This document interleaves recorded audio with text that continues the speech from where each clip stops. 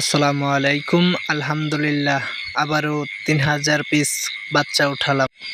গত ১৪ তারিখে বাচ্চা আসলেও এতদিন ভিডিও দিতে পারি নাই, কারণ আমার যে ডিমের পাখিগুলো আছে সেই পাখিগুলো আজ ৫-৬ দিন যাবৎ ঠান্ডায় আক্রান্ত হয়ে মারা যাচ্ছে, তাই ভিডিও দেওয়ার মতো সময় পাইনি। আগে থেকে ভিডিও করা ছিল বিধায় এখন ভিডিওটা ছাড়তে পারলাম। আলহামদুলিল্লাহ, এবারের পাখিগুলো অনেক সুস্থ সবল এ গ্রেডের বাচ্চা পেয়েছে। প্রতি পিস বাচ্চার মূল্য ছিল ৭ টাকা করে। তবে এবার আবহাওয়ার কারণে একটু সমস্যার সম্মুখীন হতে হয়।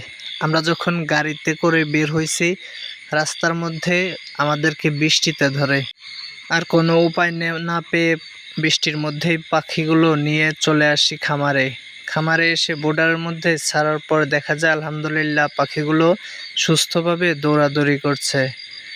তবে কিছুক্ষণ পর থেকেই দেখা যায় যে প্রত্যেকটা বোর্ডারের মধ্যে অনেকগুলো করে বাচ্চা মারা যাচ্ছিল।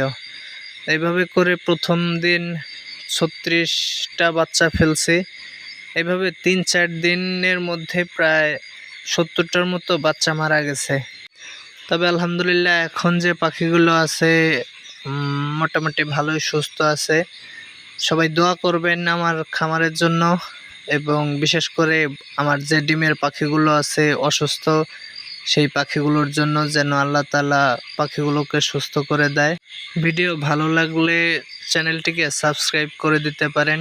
আল্লাহ হাফেজ।